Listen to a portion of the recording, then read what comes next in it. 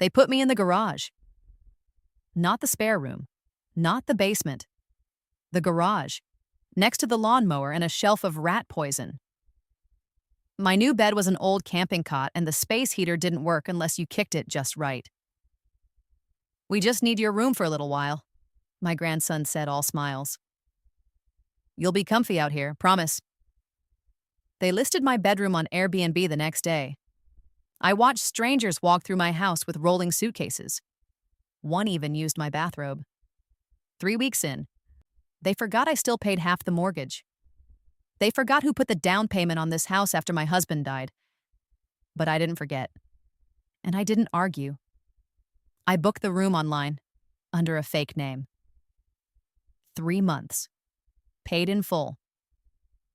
When I finally knocked on the front door with a housing inspector on one side and a local news crew on the other, my granddaughter opened it, confused. Then she saw the camera. I said, "I believe this is my room." And it wasn't a request. My name's Margaret Ann Reynolds. Most folks just call me Maggie. I'm 74, widowed, and I knit more than I talk. Lived in the same 3-bedroom ranch since 1985, raised 2 sons in it, buried a husband out of it. Never thought I'd be shoved out of it. My house was never fancy. The kitchen still had those yellow linoleum tiles that peel at the corners, and the guest bathroom door didn't close right unless you gave it a hip. But it was home. It was full of the kind of things you can't replace, like the notches in the doorframe where we measured my grandkids' heights every Christmas. I helped raise those kids, changed their diapers, watched Dora, made sure they didn't choke on grapes. I taught them to sew a button and say, "Please" and "Thank you." But lately, they act like I'm something that came with the house. Like a rusty old chair they're not quite sure how to get rid of. It started slow. Little things. They stopped asking if I wanted to go to Walmart. I'd just come back from my walk and I'd hear the car backing out the driveway. Or they'd invite friends over for dinner and forget to tell me. I'd be halfway into a crossword when 20-year-olds started walking into the kitchen, laughing like I wasn't even there. I tried to brush it off. They're busy. Life moves fast. That's what people say. But one night, around October, things shifted. We were sitting in the living room. Me, my grandson Ryan, and his wife, Kayla. They'd moved in with me about a year ago to help out around the house. At first, it was nice having family around again. Then I started paying for groceries twice as often, and the yard stopped getting mowed. That night, Kayla was scrolling on her phone. Ryan was messing with the remote. I said, "You two ever think about starting a family?" They looked at each other and laughed. Ryan said, "We already have a family, Grandma." Then Kayla added, "Yeah, you're just the older part." I didn't know what to say, so I smiled like it didn't sting. But it did. A week later, I came home from church and there was a suitcase in the hall. Mine. "Ryan?" I called. "What's going on?" He came around the corner, sheepish grin on his face. "Hey, Grandma, so we were thinking, just for a little while, could you maybe stay in the garage?" I blinked. "The garage?" "It's temporary," Kayla piped up from the kitchen. We need your room for a few months. Just until we get some things sorted." "My room?" I said. "That's my room." Ryan rubbed the back of his neck. "It's still your house. We're just going to reconfigure a bit. Make things work for everyone." I should have said no right then. I should have put my foot down. But I was tired. Tired of the arguments, the looks, the long sighs when I asked for help with the garden. So I nodded. "Just for a little while," I said. "Right?" He kissed my forehead. "Of course." The next morning, my mattress was leaning against the garage wall. The camping cot was already set up. They gave me a fleece blanket and a floor lamp with no bulb in it. There was no heat, just a dusty space heater with a cord that sparked when you plugged it in. I tried once. Never again. I sat there that first night with my coat zipped up to my chin, watching my breath fog up in front of me. A mouse skittered across the floor. I named him Harold. We had more in common than I liked. 2 days later, I saw the listing. I was on Kayla's laptop. I'd borrowed it to check email, and there it was, right on Airbnb, my room. Listed as the sunny private suite in quiet neighborhood, $65 a night. The photos showed my dresser, my curtains, even the quilt my sister made me in '92. I clicked through the gallery like I was looking at a stranger's life. They'd moved a potted plant onto my nightstand. Kayla walked in as I was staring at the screen.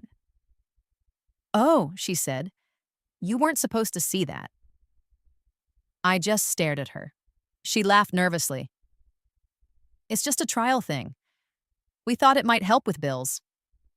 I said nothing. "You're not mad, are you?" she added. I stood up and handed her the laptop. "No, dear," I said softly. "Not mad." She smiled. "You're the best, Grandma." She walked off humming, and right then, I made a decision. A cold, clear, quiet one. They wanted to rent out my room? Fine. I'd rent it out too, but on my terms. It got worse before it got clever. A week after they started renting my room, I woke up in the garage to the sound of people laughing in the kitchen. Strangers. Again.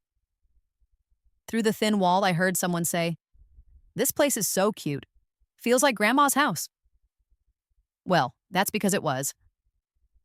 I pulled on my thickest sweater, the one with the missing button, and went inside to make my tea.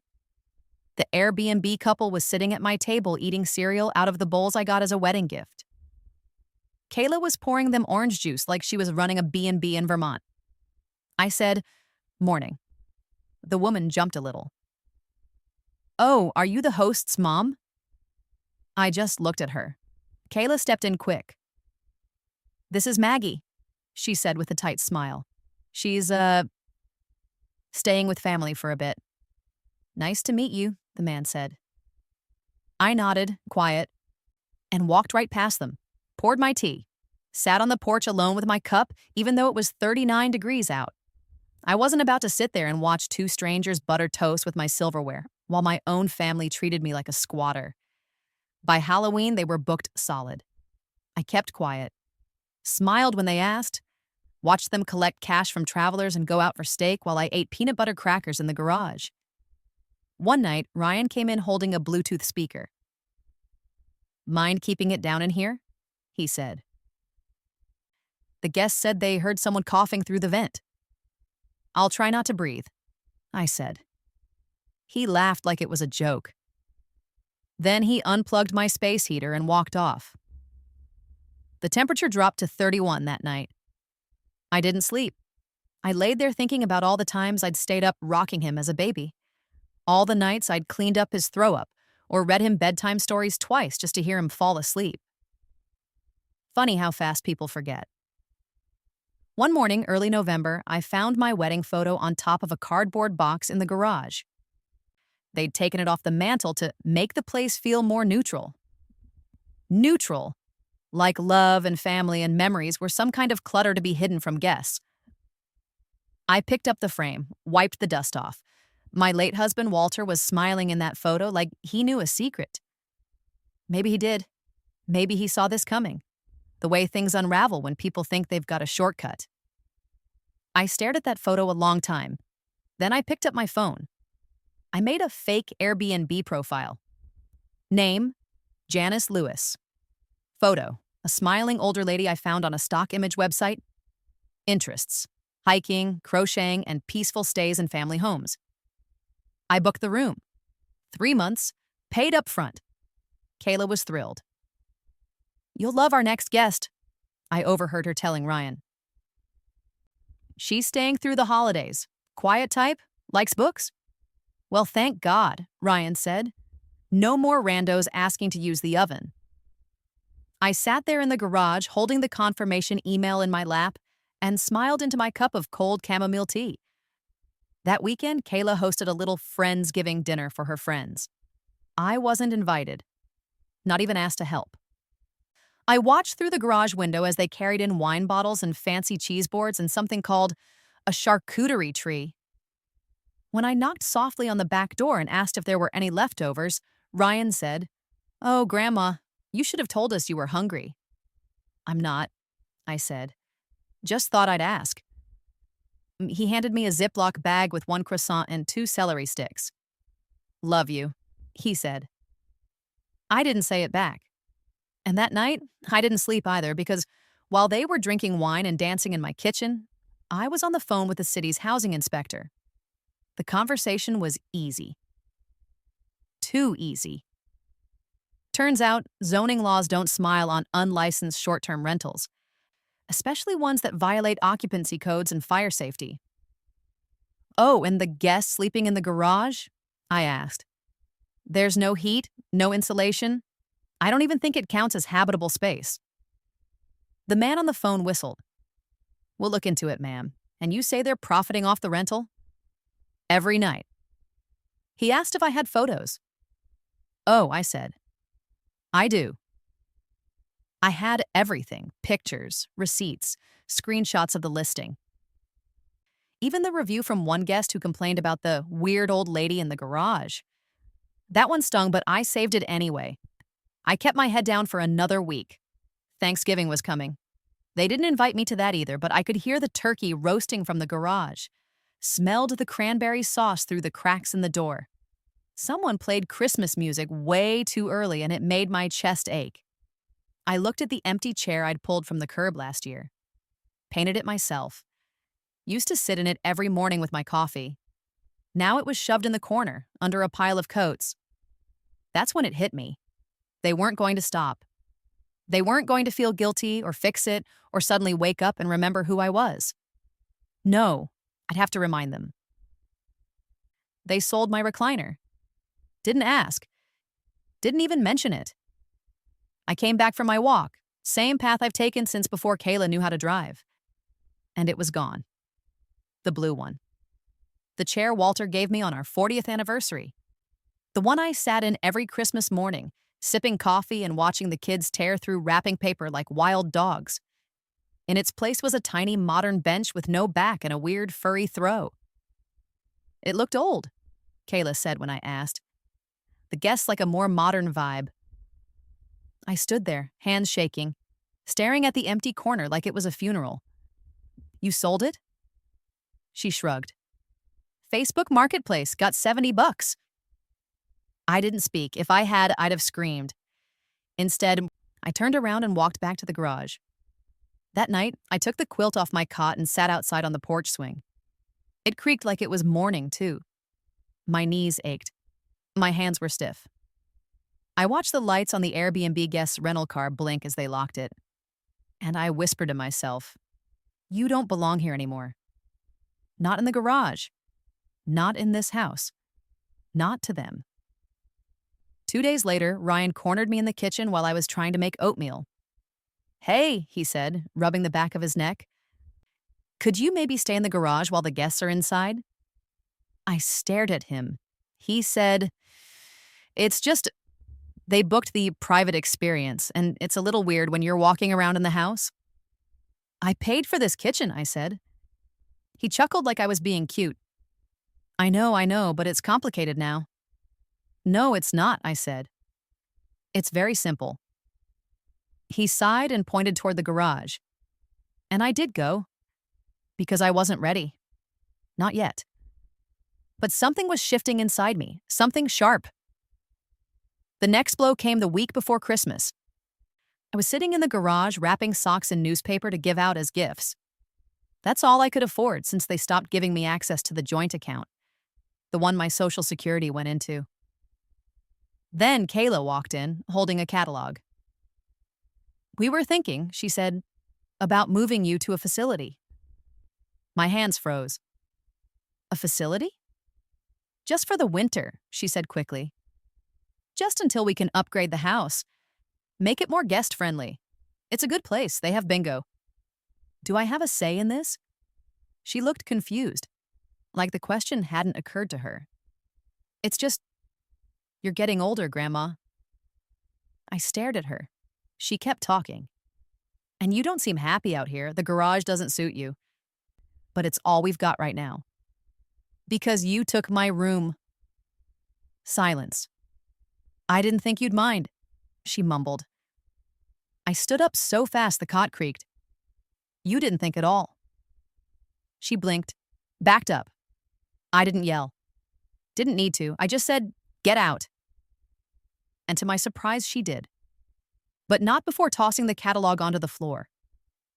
It landed open on a page that said, Comfort Suites for Independent Seniors, with a smiling woman who looked nothing like me. She had pearls and lipstick and not a single wrinkle out of place. Fake. Just like their kindness. That night, I called my lawyer. Yes, I have one. Turns out being underestimated for 74 years gives you time to prepare. I asked him to dig out the paperwork on the house, look over the deed, the will, everything. He called me back the next day.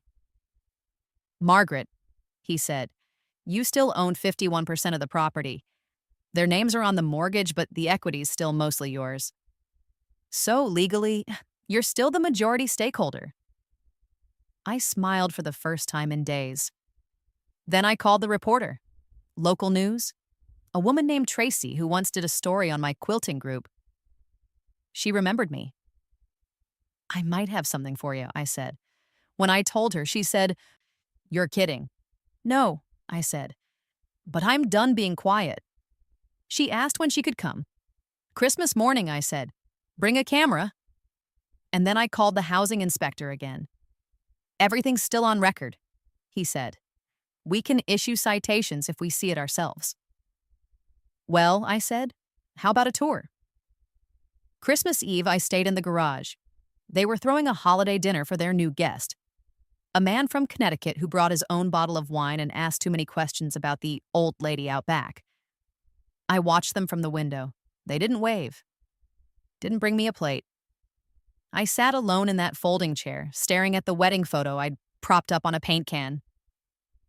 Just one more night, I whispered to Walt. Because the next morning I wouldn't be just grandma in the garage. I'd be Janice Lewis, the paying guest, the legal tenant, the surprise inspection, and the story at 6 o'clock. Christmas morning. I used to wake up early, put on a pot of coffee, and slip cinnamon rolls in the oven before the kids even opened their eyes.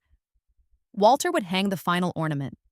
We'd put on the old Bing Crosby album and open gifts one by one, slow and smiling. Now? I woke up to someone else's alarm going off inside my bedroom. The Airbnb guest.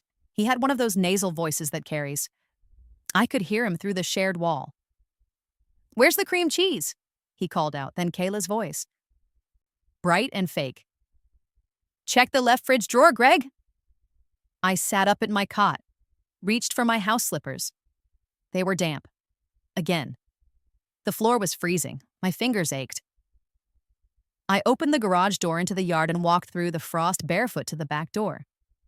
Locked. I rattled it once, gently. Nothing. Knocked. Then Ryan opened the door. Just a crack. Merry Christmas, I said. I tried to keep my voice even. Oh, and hey, Grandma, he said, like I'd interrupted something. What's going on? I asked. Why is the door locked? He blinked, rubbed his eye. Oh, right, sorry. We just wanted to make sure the guest had privacy this morning. Privacy? He lowered his voice. He booked the whole suite experience. Said it's weird to hear other people walking around. So you locked me out of my own kitchen? Ryan shrugged. You've got the garage door, right? We can bring you a plate later. Kayla's making stuffed French toast. I stared at him. I just wanted to come inside. I know, he said, then softened. Hey, let's not do this today. Okay? It's Christmas. He smiled. I didn't. I held up the socks I'd wrapped the night before. Thick wool, folded tight, tied with red thread. These were for you? He looked at them like I was handing him a dead squirrel. Oh, he said. Cool, thanks. Then he closed the door. Not all the way. Just enough to make sure I saw him walk away. I went back to the garage. Didn't cry, just sat there. Still holding the socks. I'd made them in October, even put little labels on the inside, L and R, so he wouldn't get confused. The radio was still playing Jingle Bell Rock on a loop. I unplugged it. Everything inside me went silent, like someone blew out a candle.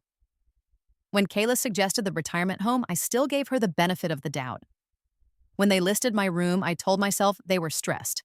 When they asked me not to hover while guests were in the house, I tried to believe I was the problem. But today? No, they didn't forget about me. They erased me. Christmas was just the final signature on the eviction notice they never bothered to write. By noon, the house was noisy. Laughter. Champagne corks. I could see it all through the kitchen window. The guest was opening a present from Kayla, a sweater that I knitted for Ryan last year. I could see the stitching. The little mistake on the collar I never fixed. She re-gifted it. I stood up, walked over to the mirror I'd leaned against a pile of storage bins, fixed my hair, put on the blue dress I wore to Walter's funeral. I zipped it up slowly, hands shaking only a little. Then I put on my lipstick. Dusty Rose. The tube was worn down to the base. It still worked. I looked at myself. Old, tired, wrinkled, but not invisible. Not done. Not today. At 12:30, the doorbell rang. I was already walking up the front steps when Kayla opened the door, holding a glass of champagne, all smiles. The second she saw me standing beside the housing inspector and the news reporter, her face drained like a tipped wine glass. The inspector showed his badge. Calm, official. City Housing Department. We're here for a routine rental inspection. Kayla blinked. I don't understand. Is this your property? The inspector asked. It's, my grandmother's. But we live here. The reporter stepped forward. Are you aware this home is listed as a short-term rental without a permit? That's when I stepped through the doorway. Excuse me, Kayla said, trying to block me. You can't just... I have a reservation, I said. I held up my phone. Name, Janice Lewis. 3 months. Confirmed. She looked like she'd seen a ghost. You booked the room? Yes, I said. I've been paying for it. Since November. Ryan appeared from the hallway. What the hell is this? The inspector looked at the garage door. Is that the other living space? Temporary storage, Kayla said quickly. He raised an eyebrow. Mind if I take a look? They both froze. You're welcome to, I said. I led him through the kitchen, past the tree, past the cozy Airbnb sign Kayla had framed and hung where my family portraits used to be. He took photos. The outlet with the spark burn, the single space heater, the cot. Uninhabitable, he said. Not even borderline. He wrote it down. You'll be hearing from us. Then Tracy, the reporter, asked her question. Just one. Why did your grandmother spend Christmas morning alone in a garage while you rented out her room for profit? Kayla started to cry. Ryan looked at me. Grandma, he said, you didn't have to do this. I smiled. Yes, I did. He stepped toward me. We're family. I looked around. No, I said. We were. And then I took my wedding photo off the wall. The one they'd put in the hall to make room for neutral decor. I walked out the front door. The camera followed me. And for the first time in months, I felt the sun. They started calling me unstable. That was the new angle, not cruel, not greedy, not opportunistic. Just worried. Grandma's confused, Ryan told the neighbor, standing on the front lawn like he was giving a press conference. She's been under a lot of stress. Kayla nodded beside him. She's mixing things up, saying things that didn't happen. I was 2 feet away trimming my rose bush. Didn't say a word, but I heard every syllable. Later that day, a manila envelope showed up on my garage cot. Inside, power of attorney paperwork, unsigned, yet. With a note attached in Kayla's handwriting, let's keep things simple. We just want what's best for you. I laughed. Not because it was funny, but because it was so predictable. It felt like deja vu. I knew what they were doing. They lost the house of cards, and now they were trying to snatch the table. The next week, I walked to Walmart. Still no car. Ryan had taken mine months ago to get the brakes checked. The brakes never came back. He drives it now with a new Bluetooth stereo. I don't go far these days. Just a few blocks to buy oatmeal and cat food, even though I don't have a cat. Something about holding the bag makes me feel like I still choose things. Like I still matter. I was standing outside, looking for the bus schedule posted on the cracked plastic sign near the carts when Kayla pulled up in my car. Window down, sunglasses on. "Maggie," she said, sugary sweet. "Hop in. We'll drive you home." "I'm fine." She leaned across the seat. "Come on. No need to be stubborn." "Is that what I'm being now?" I asked. "Stubborn?" She smirked. "I mean, you did invite the news into our home on Christmas." "That was my home." She smiled wider. "Not for long." I squinted at her. "What's that supposed to mean?" Her tone shifted. A little colder. "Well," she said, "there's been talk about conservatorship. You know, for your safety." A man 2 carts away stopped loading his trunk and looked over. I didn't flinch. "Try it," I said. "Go ahead." "We already met with a lawyer," she said, eyes flashing. "You've been irrational, erratic. Living in the garage, your choice, remember?" That's when Ryan got out of the passenger side. "Let's not do this here," he said. "No," I said. Let's do it right here." I turned to the couple loading their groceries behind me. "You know these two?" I asked. They looked startled. Nodded vaguely, I pointed. "They locked their grandmother in a garage and rented her bedroom out to strangers." "Okay," Ryan said quickly. "Time to go?" Kayla's mouth tightened. "Get in the car, Maggie." "No." She got out, stood there in her fancy coat and Target boots like she was staging a rescue. "We're just trying to help you." "By cutting me out of my own house?" Her voice dropped. "You embarrassed us. You erased me." We locked eyes for a second too long. Shoppers walked around us. One woman bumped a cart into the side of my leg by mistake. Then Kayla said it. Quiet, but I heard every word. "You're old, Maggie. No one cares." That night, I called my bank, just to check. I hadn't looked in a while, not since Ryan started managing the utilities. "Hi," I said. "This is Margaret Reynolds. Can you walk me through my last 3 months of withdrawals?" The woman on the line was polite, cheerful. Then she went quiet. "Ma'am, are you aware of the joint account activity?" I wasn't. But I found out fast. Hotel stays, bar tabs, a 1-400 charge to a beach resort in Florida. They'd drained my savings. I asked for a printout.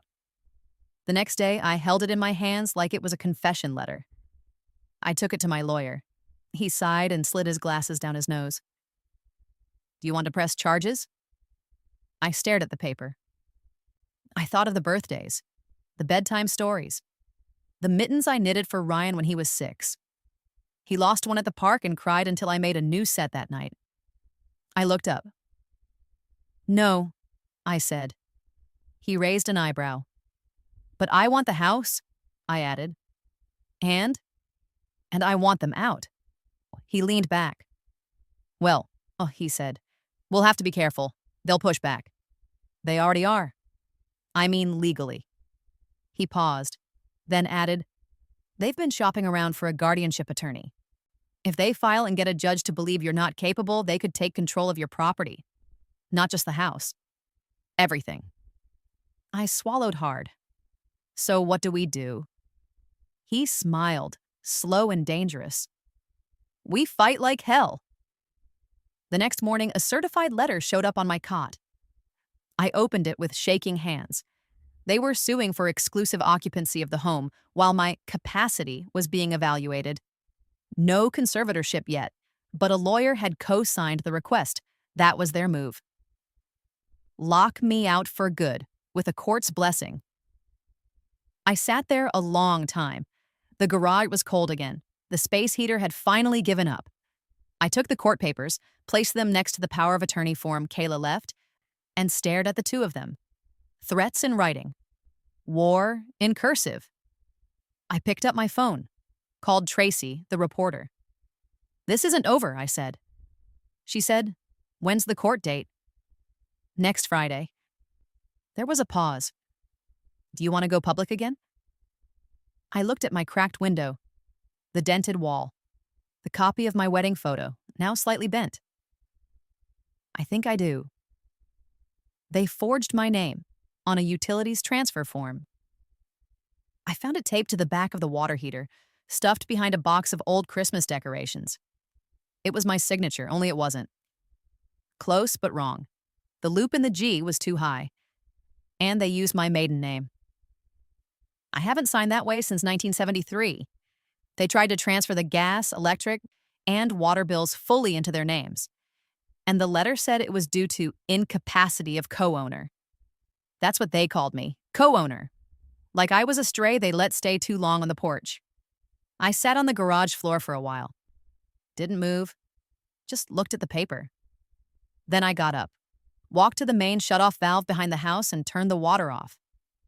The whole house went dry. A minute later, Kayla burst into the garage. "Did you touch the water?" I looked at her. "You forged my signature." She didn't even blink. "It's just paperwork, Maggie. Grow up." "You committed fraud. You made this hard," she snapped. "All you had to do was go quietly." She said it so calm, like she was asking me to take my shoes off. Then she added, "You're old. You don't need a house." I stood up slowly. "I built that house with my husband," I said. "Brick by brick. You weren't even alive when the first wall went up."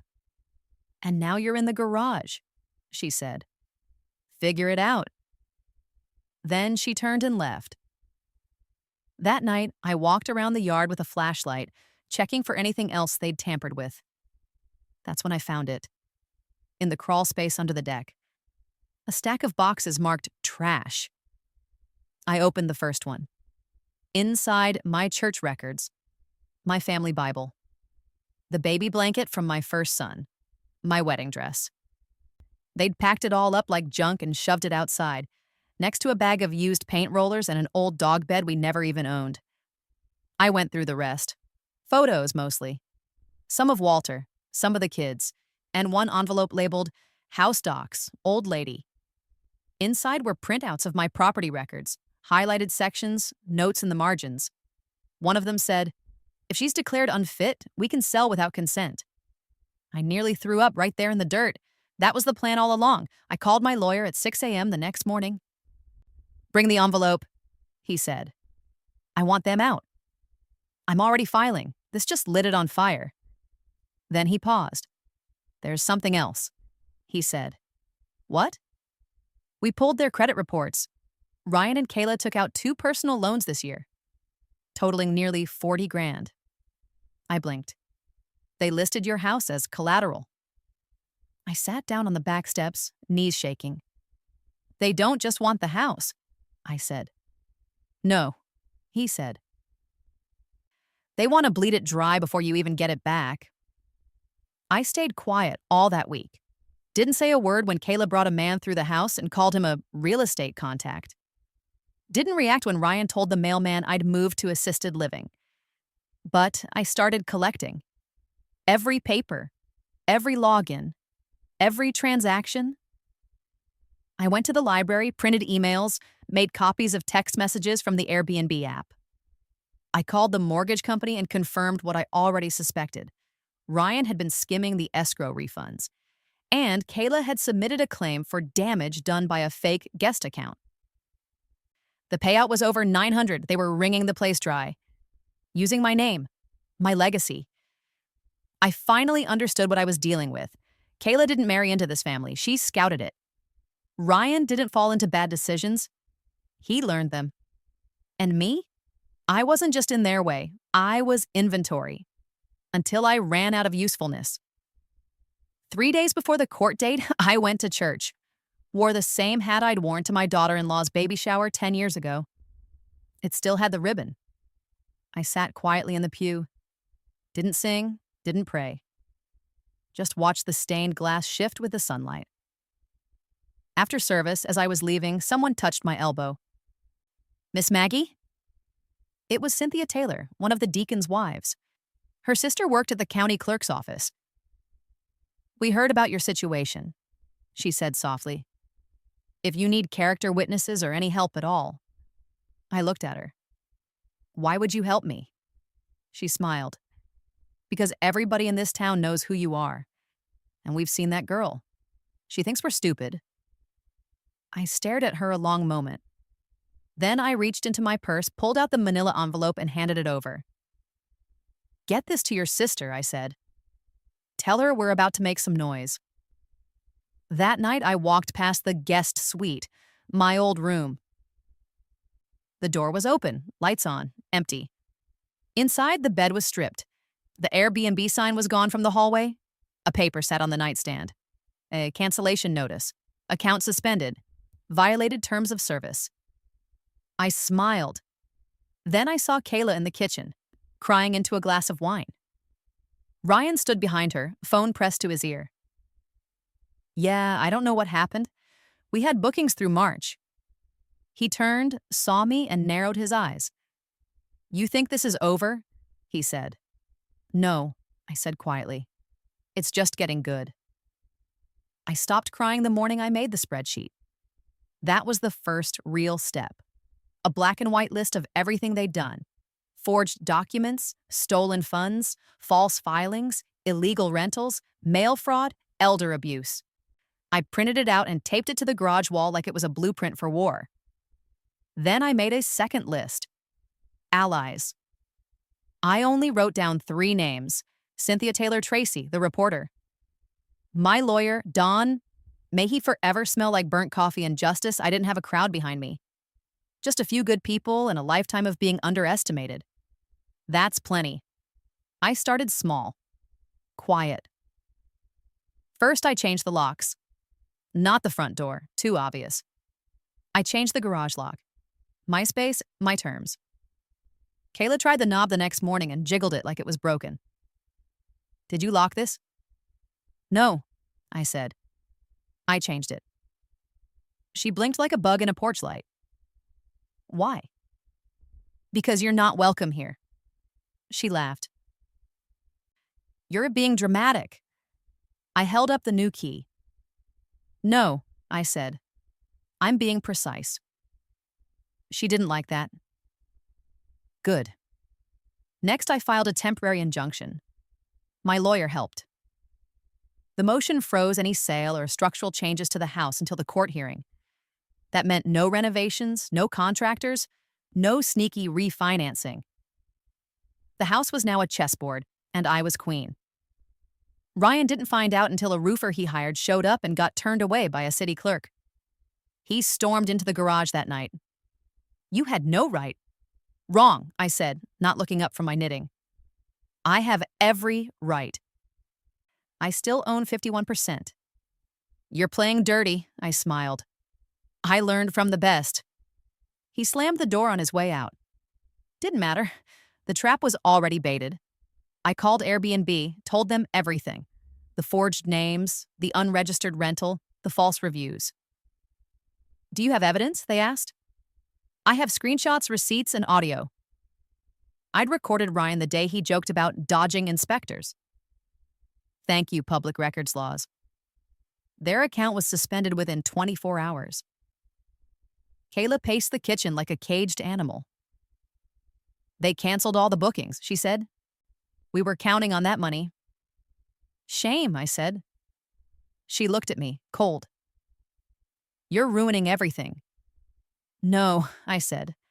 "I'm returning it to the proper owner." And I walked out. The reporter loved that line, by the way. She saved it for her segment. I didn't stop there.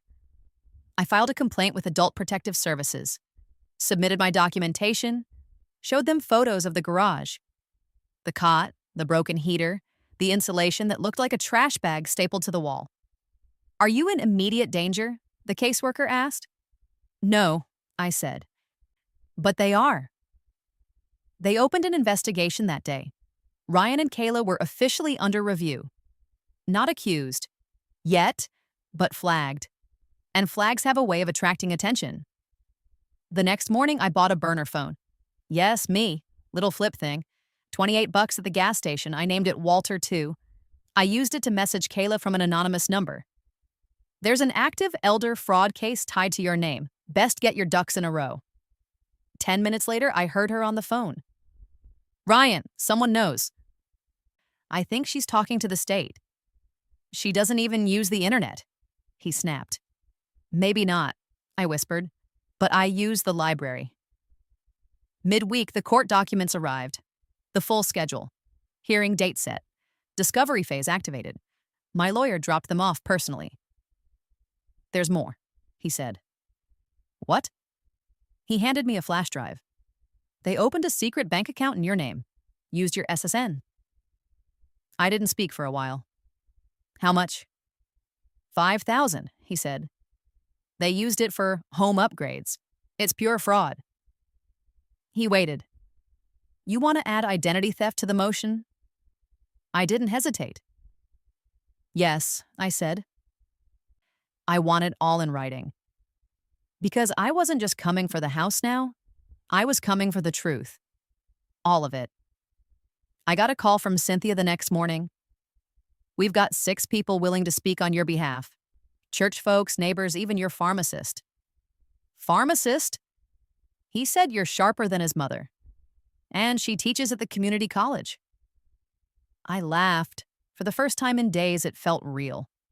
I wasn't alone, and they weren't untouchable. I walked back into the garage, looked around. This had been my exile, my prison. Now it was my war room.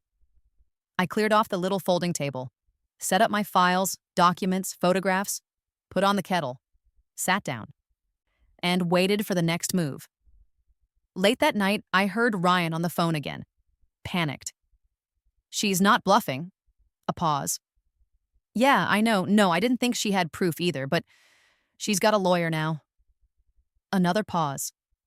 "We need to do something before she takes us to court." I smiled. "Too late, sweetheart. You already walked into the courtroom the second you put me in the garage. The first time I ever stole a key, I was 13. Woolworth's 1959. I lifted it off a hook while the cashier was flirting with a milkman. It opened a cabinet full of hard candy. I only took 3. Now, 60 years later, I was doing it again. Only this time, it wasn't candy I was after. It was control. While Kayla was out getting her eyebrows threaded, yes, I know, she posts everything, I slipped into the main house using my old laundry room key. They thought I'd thrown it out. Wrong. I walked into my bedroom, the one they turned into a luxury stay with rustic charm, the one they scrubbed my name off of. It was empty. Guest checkout day. I moved fast. First, I opened the closet and took back every single thing that belonged to me. The quilt, my scarves, my memory box. Then I reached under the bed and pulled out the plastic bin they didn't know I knew about. Inside, Airbnb earnings spreadsheets, copies of guest IDs, a folder labeled House Rebrand Q1 Goals. They'd even made a logo. I took everything, scanned it at the library later, emailed it to myself, uploaded backups to 2 flash drives. One went in my purse. The other, taped under the garage table just in case. Later that week, I made an appointment with the county clerk. Public Records Division. I walked in with a tote bag and left with the smoking gun. The house's deed history. Ryan had filed a quitclaim attempt 2 months ago, tried to move partial ownership into a shell company. The paperwork got flagged for missing documents, so it didn't go through, but he tried. And now I had the file number. I added it to the evidence list. Then I bought 2 thank you cards and mailed them to the notary's office that rejected it. One read, "Good catch." The other said, "Justice takes a village." The next phase involved the neighborhood group chat. I asked Cynthia to post anonymously. Has anyone else had their elderly relatives pushed out of their home for Airbnb profits? Asking for a friend. Within an hour, 6 responses. One woman wrote, "My cousin's son did that to her. She ended up in a shelter." Another, "It's elder abuse. Call the city. They've been cracking down hard." A man chimed in, "Our neighbor got a $20K fine for illegal short-term rentals. City doesn't play anymore." I screenshotted everything, labeled each file. It was all pattern evidence. They weren't the first, but I'd make sure they were the last to get away with it. Then came the fun part, the inspection request. I submitted a follow-up to the housing office citing ongoing code violations and retaliatory behavior toward an elderly homeowner. I included a photo of the garage taken that morning, flooded after Ryan accidentally disconnected the downspout. The city replied within 2 hours. Inspection scheduled, Thursday, 10 a.m., same day as Kayla's influencer brunch. Perfect. Thursday morning, I watched from the garage window as Kayla arranged a cheese board the size of a skateboard. She wore a floral apron over a dress she hadn't paid for. There were name tags, champagne flutes. The inspector's car pulled up at 9:58. He wore mirrored sunglasses and held a clipboard like it was a sword. Knocked on the front door. "Inspection," he said. Kayla blinked. "I'm sorry, what?" He held up the notice. "Short-term rental violations. We're backlogged, but you made the priority list." I stepped out of the garage, you holding a fresh binder of evidence. "I believe you'll find everything in order," I said. The inspector nodded, took the binder. Kayla just stared. "Maggie, no," I said. "Don't speak." Behind her, one of her brunch guests snapped a photo. 10 minutes later, they were posting about the crazy morning drama. Tagged the brunch. Tagged the inspector's badge. Tagged the house. Beautiful. Later that day, I got a text from Don, my lawyer. "They're trying to settle," I texted back. "No." He replied, "Sure?" Could mean less time in court. I didn't respond. Let them squirm. Let them wait. Friday, I walked into the main house to get some tea. Ryan was at the sink, scrubbing a casserole dish with too much force. "Inspector came again," he muttered. I nodded. Brunch ruined. Kayla's brand account got flagged for fraud. I stirred my tea. "How awful." He turned, angry. "Why are you doing this? You put me in the garage." "That was temporary." "No, Ryan, a guest room is temporary. A cot beside a shelf of rat poison is a message." He didn't respond. "You made your choice," I said. "Now you live with it." He muttered something as I walked out. And I didn't ask what. Didn't need to. The wheels were turning now. Fast. And the next knock wouldn't be from an inspector, it'd be from the judge. The court date was 7 days away. Everything was in place. I had the documents, the photos, the witnesses, the binder with tabs in 4 colors. One for fraud, one for zoning, one for financial abuse, and one just labeled receipts. Literal receipts. $219 for a wellness retreat in Arizona. Paid from my bank account while I was sleeping in a drafty garage under a tarp. And yet, despite all of it, Ryan and Kayla still smiled over dinner. Still ordered DoorDash like nothing was coming. They were confident, because they thought I wouldn't finish what I started. They didn't know I already had. On Monday, my lawyer, Don, called. City approved the injunction, effective immediately. They're not allowed to rent, list, sell, or transfer property for 60 days. I closed my eyes. That's it then. That's phase 1. Phase 2 starts in court. He paused. There's a small issue. Of course there is. They filed a counter-petition this morning, claiming you have cognitive instability and are unfit to appear without supervision. I laughed.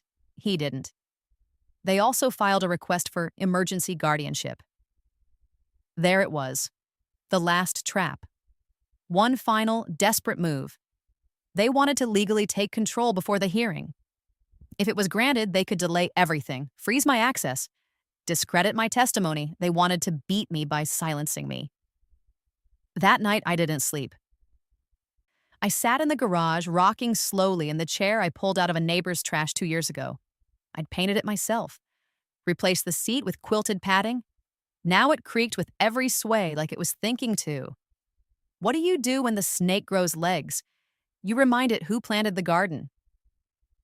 Tuesday morning, I dressed like I was going to war. Gray skirt, blouse with tiny buttons, my I mean business shoes. I walked into the county clerk's office just after 9 a.m. Spoke to a woman named Trina. She wore cherry red glasses and a bun that could stop traffic. Can I help you, ma'am? I need to file a contesting response. She raised an eyebrow. Guardianship case? Yes, I said. They're attempting to remove my rights without cause.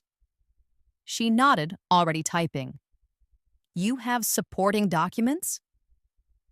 I handed her the flash drive. She plugged it in.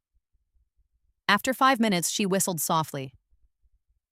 Ma'am, if even half of this is accurate, you won't need a lawyer. You'll need a camera crew. I smiled. Already have one. Back at the house, Ryan was pacing the front porch. You went to the clerk's office? Yes. He pointed a finger at me. We're just trying to keep you safe. You locked me in a garage. He shook his head. You don't know how hard things are. The debt, the mortgage, the bookings. Your bookings, I snapped. My mortgage. He went quiet. Then, you're gonna regret this. I took one step closer. No, Ryan, you are. 2 days later, Kayla tried to move money from my old joint account. Denied. I'd filed for full separation of funds. The bank approved it, froze the account until further notice. That same afternoon, her phone lit up with a fraud alert. I watched her check it from the garage window. Your grandma's insane, she said to Ryan. Then why is she winning? He didn't have an answer. The next day, I met with Don to go over to court logistics. He laid everything out. You'll speak second. After the preliminary evidence is read, if they push the mental competency angle, we'll counter with your medical records, testimony from your physician, and 3 character witnesses. I nodded. He flipped to the last page. There's just one potential problem. I waited. Their attorney submitted a surprise witness, a friend of the family, claims to have witnessed concerning behavior. I narrowed my eyes. Who? He slid the paper over. I stared at the name. Shirley? My old bridge partner. Backstory, Shirley once asked to stay at my house for a week after her pipes burst. She stayed for 7 months, ate all my good crackers, and gossiped to anyone who would listen. I once caught her snooping through my medicine cabinet. She called it just checking for duplicates. I knew she was petty, didn't know she was viable. That night, I sat on my cot and thought hard. If Shirley took the stand, it could delay everything. She didn't have real dirt, but lies spread fast in a courtroom, especially if they're dressed in pearls. I made a phone call to Tracy, the reporter.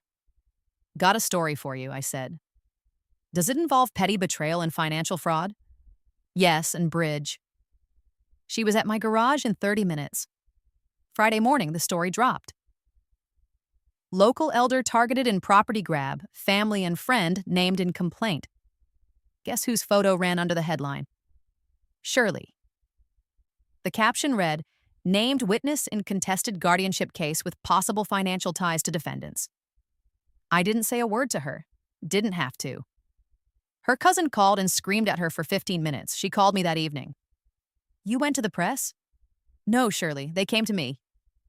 I was just trying to help. Then sit down and be quiet. She didn't show up in court. Problem solved. Saturday morning, the mail came late. Inside, a letter, handwritten, from Ryan. Grandma, I don't know what's left to say. I messed up. We both did. I thought we could fix it before it got this far. I know you're angry.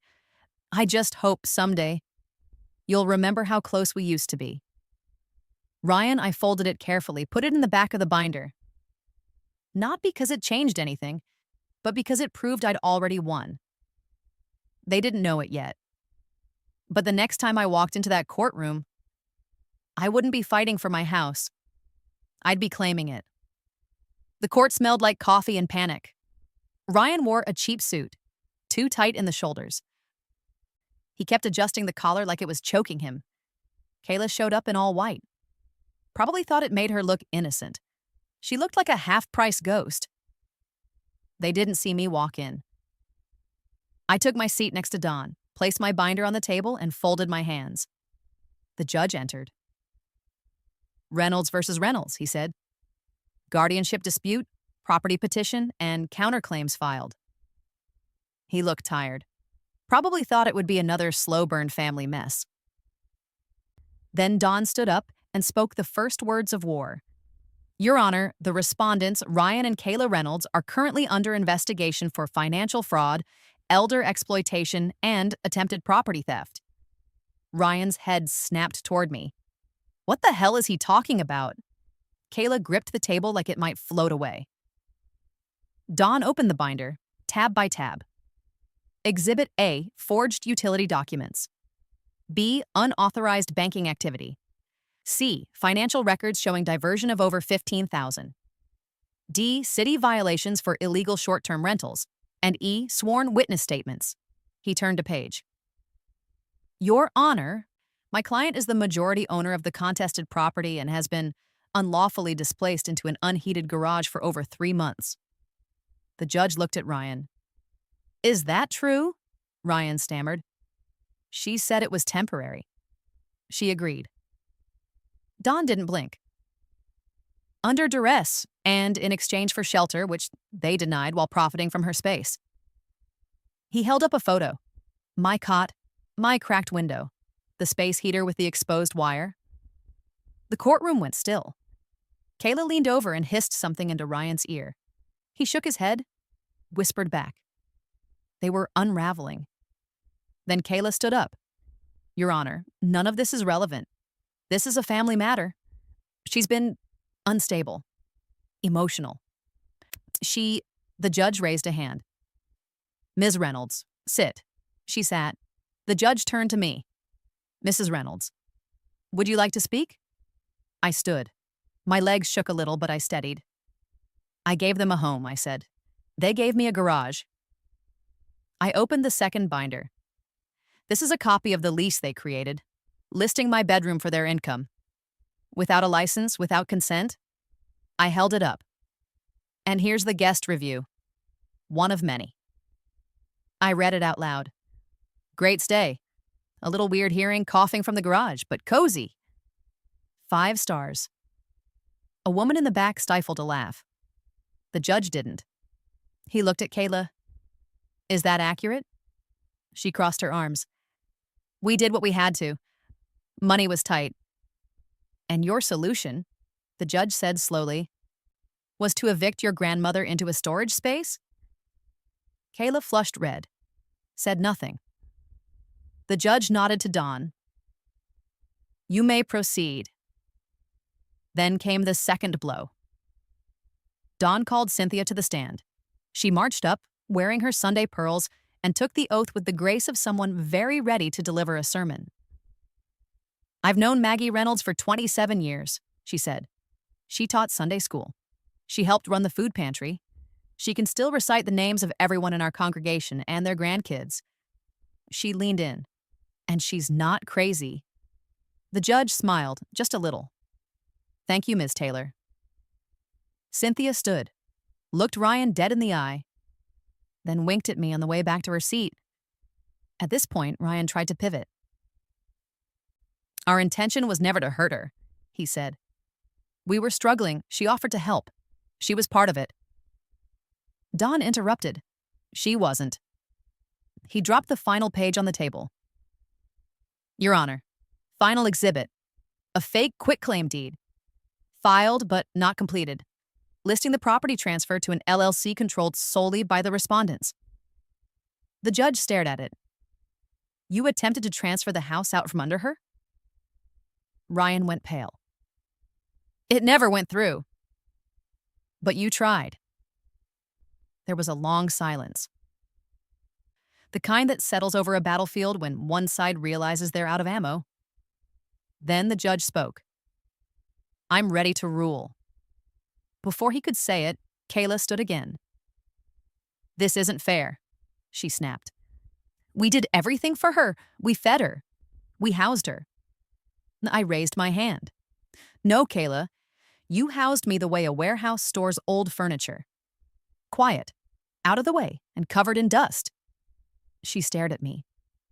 I made you French toast, she whispered. I was freezing while strangers slept in my bed. The judge cleared his throat. I'm terminating the temporary guardianship petition.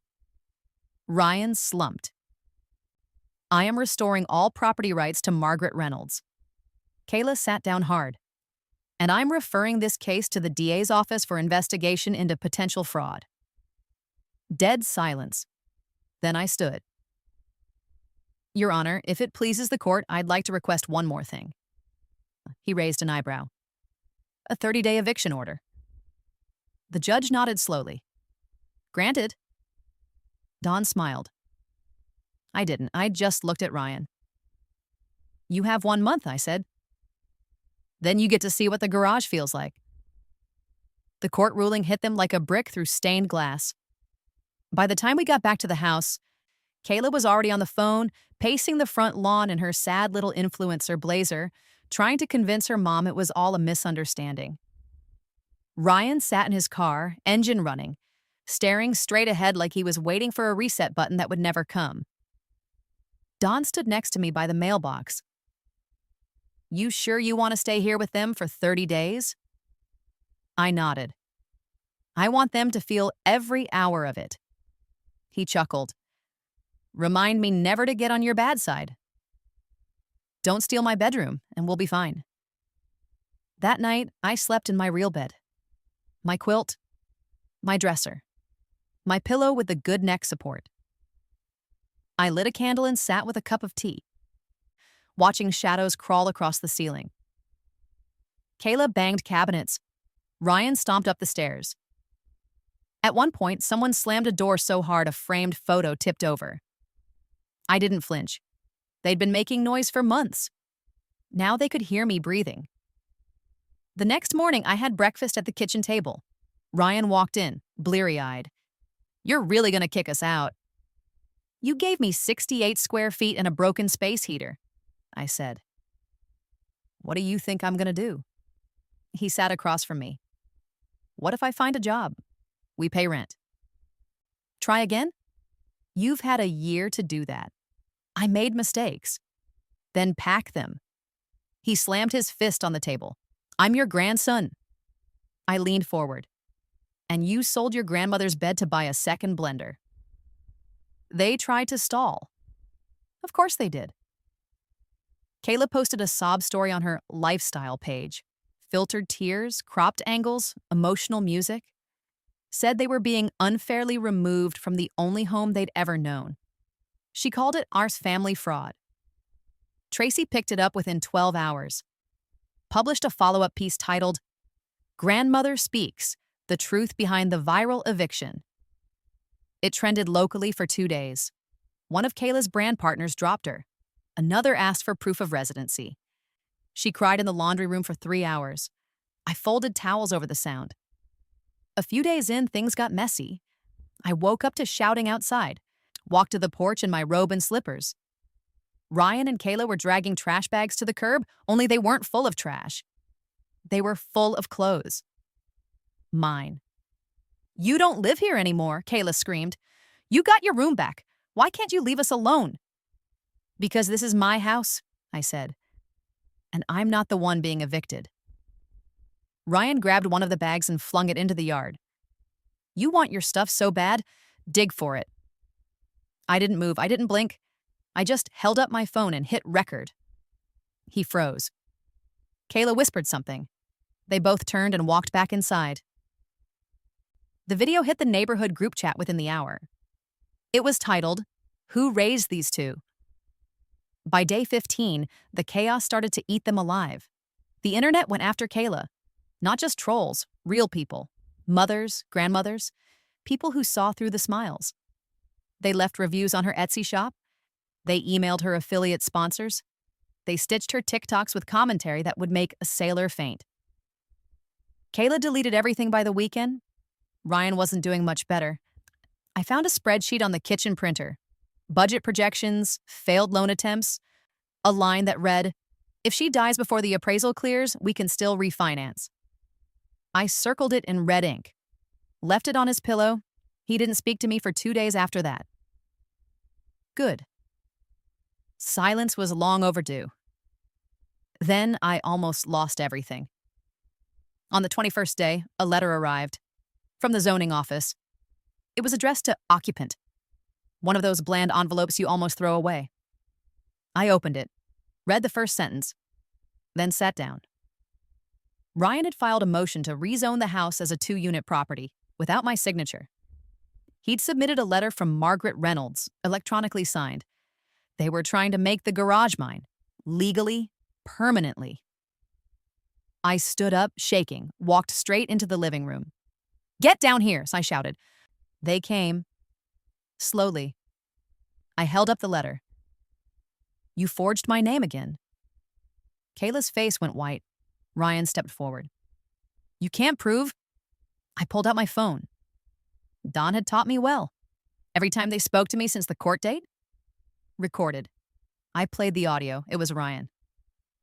"I'll just file it myself. She'll never see it in time." His voice, his words. Kayla dropped into a chair. "I told you not to send it," she whispered. Ryan turned away. I called Don. He answered on the second ring. "Emergency addendum," I said. "Fraudulent zoning application with audio." He was quiet for a second. "Good," he said. "Let's bury them." That night, I sat in my chair again. Same one from the garage. I'd moved it into the corner of the living room. It creaked like it remembered everything. I looked around the house. The chaos, the clutter, the sad little lies hanging in the air like dust. And I smiled. Because we were only halfway through the 30 days, and I hadn't even started packing their things. It happened on the 29th day. The house was quiet, the kind of quiet that makes you suspicious. Even the fridge sounded guilty. Kayla had stopped talking to me altogether. Ryan had taken to sulking in the garage, the very same one they stuffed me into, now stripped of everything but his ego. 1 day left, one final move. And they still thought I'd just be satisfied with watching them pack. But I didn't want a show. I wanted the ending. At 10 a.m., I walked into the living room with a large manila envelope. "Family meeting," I said. Kayla looked up from her laptop. Ryan was halfway through a bowl of cereal. Neither of them moved. "I wasn't asking," I said. They followed me to the dining room where I laid out the papers one by one like playing cards. "What is this?" Ryan asked. "Eviction notice," I said. "Filed, approved. You're out tomorrow at noon." He scoffed. "We know, you already won." "You've made that very clear." Kayla didn't look up. I slid the next paper across the table. "This one's new." She blinked, read it. Her face went pale. "What the hell is this?" "Termination of parental rights," I said, calm. Ryan's spoon dropped. "What?" "I spoke to a family law attorney, filed yesterday." "You can't," Kayla started. "Yes," I said. "I can, and I did." Ryan shot to his feet. "You're cutting us off? You can't just erase your own family." I stared at him. "You already did." "Why?" Kayla asked. Voice small. Her mascara had started to smudge. I leaned in. "Because I'm not leaving anything behind for vultures. But we're your kids. Your tenants I'm evicting," I snapped. "Tenants who used me, robbed me, abandoned me in a freezing garage while strangers slept on my mattress and wiped their mouths with the good towels." Ryan stepped back like I'd slapped him. "I made mistakes." "No," I said. You made plans. Over and over. Kayla's mouth opened, closed, then opened again. Is this about the money? We can pay some of it back. I'll start a GoFundMe. No, I said. You'll start over. Somewhere else, with nothing you didn't earn. You raised me, Ryan muttered. How can you just walk away from that? I looked at him. Cold, sharp. I raised a boy. Not this. Kayla started sobbing, real this time. The kind of sobbing that shakes. I didn't flinch. Ryan rubbed his face. You're gonna die alone, you know. I stood. No, Ryan, I said. I was dying alone. In a garage. While you ordered sushi and told people I was losing my mind. He looked down. Silent. I slid the final envelope across the table. What's that? Kayla whispered. A receipt. For what? I leaned in. For the house. She opened it with trembling hands. Saw the stamp. Paid in full. She blinked. You bought it outright? I nodded. Called in an old insurance policy. Moved some retirement. It's mine now. Clean, clear, forever. Ryan sat down hard. Kayla stood. And that's when I dropped the last match. Oh, I added. One more thing. They both looked up. The moving trucks come at noon tomorrow. Kayla laughed, sharp, panicked. We're not packed. I smiled. I know. At 6 p.m., they tried to plead. They came to my door, my real door, together for once. Ryan spoke first. Don't do this. I stayed silent. We're family, Kayla said. You were, I replied. She reached out gently. I don't know where we'll go. That's not my problem. You'll regret this, Ryan hissed. No, I said. You will. Then I shut the door, locked it, went back to my tea. That night, I slept like I hadn't in months. The house was silent. The kind of silence that belongs to you. I woke up at sunrise, put on coffee, opened the front window. Birdsong, breeze, freedom. Then I saw it. A white SUV, loading suitcases. Ryan, alone, no Kayla. She wasn't in the house, wasn't outside, wasn't answering the phone. I walked out to the porch. He looked at me, face pale, hands shaking. She's gone, he said. I froze. What? She left a note, took the emergency cash, said she's not built for this. I stepped forward. What note? He reached into his pocket, pulled out a crumpled scrap of paper. I read it. 3 lines.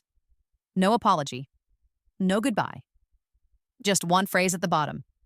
You broke the nest. Then he looked up and said, She took my name off the bank accounts. I stared at him. He looked like a child again. A lost one.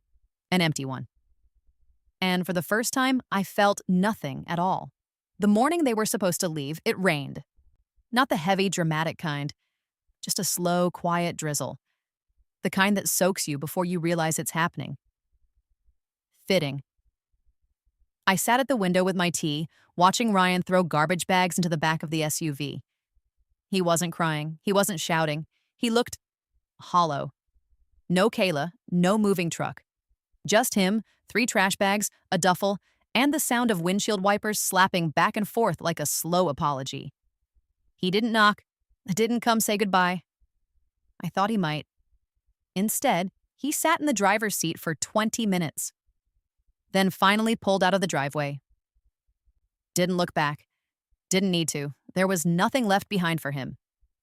By 2 p.m., the silence was strange.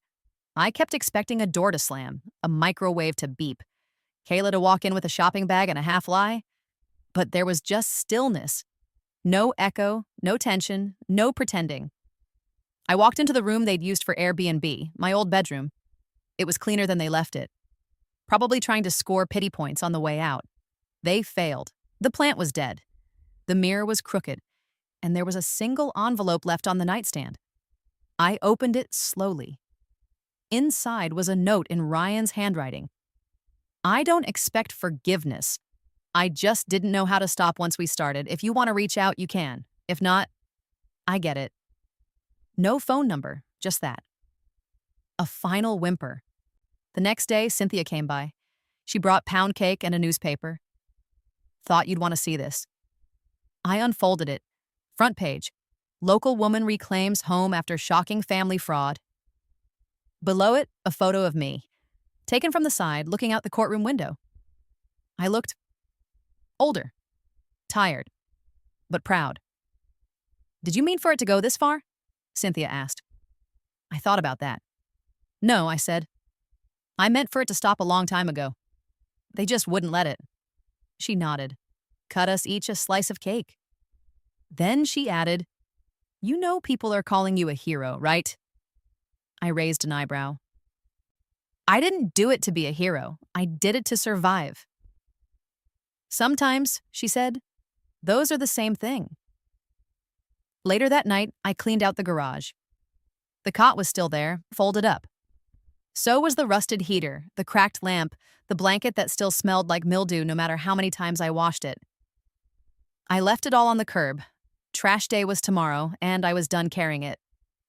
I found myself wondering where they went. Ryan and Kayla, not out of guilt.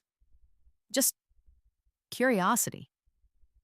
I figured she ran back to her mother's, probably already reshaping the narrative into something more digestible. I tried to care for her.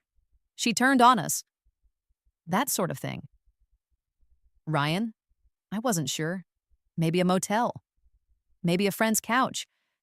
Maybe a long car ride with too much time to think. He'd earned it. Then the phone rang. I picked it up without thinking. Grandma, it was Ryan. I didn't speak. He took a breath. I'm sorry. Still, I said nothing. He went on. I'm not calling to ask for anything, I swear. I didn't know how to fix it. I kept hoping it'd fall back into place. It didn't, I said. I know. Silence, then he added, Kayla's gone. For good, I think. She drained everything. Left me with 2 overdraft notices and a mattress on the floor. I warned you. I know. Another pause. I just wanted you to know. I get it now. I waited. You were never in the way, he said. We were. We were in the way of our own damn selves. I took a breath, then asked, Do you have somewhere to go? He hesitated. Sort of. Then go there, I said. And don't come back until you've built something real. I don't expect you to trust me again. Good, I said. Then we understand each other. The line went quiet. Then he said, If I ever make it right, would you want to hear it? I didn't answer. Because I didn't know. Because the answer wasn't mine to give yet. Well, he had to earn the question before I ever gave him the answer. He hung up.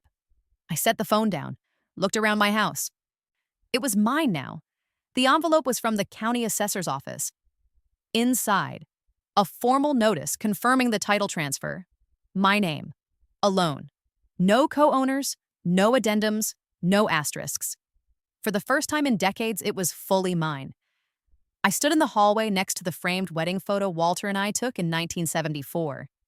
He'd just come back from the plant. I still had rollers in my hair. We looked tired, happy, poor, and lucky. The house looked so much smaller back then. So did we. I put the photo back where it belonged, above the mantel. Not tucked away, not hidden for guests. It belonged where people could see it, like everything else I used to apologize for. The weather's warming now. I planted new flowers near the porch steps. The rose bush I thought was dead came back with one stubborn bloom. I named it after myself. Fitting, really. Still here, still growing, still mean when necessary. The garage is empty now. Clean, swept, quiet. Sometimes I stand inside just to remind myself. Not out of bitterness, out of fact. It happened, and it's over. But I never want to forget that I let it happen. That's what they never understood. I could have stopped it sooner. I could have raised my voice, called it what it was. But I wanted to be nice. Nice keeps your mouth shut when you should scream. Nice keeps you in the garage. Never again. There's an empty chair in the living room, the same one I sat in all winter, by the cracked garage wall. I brought it back inside. Didn't repaint it. Didn't fix the dent in the leg. It stays as it is. Just like me. Not perfect, but earned. People still ask if I'll forgive them. Maybe, maybe not. That's not today's work. Today's work is tea and sunlight and breathing in a house that remembers my name.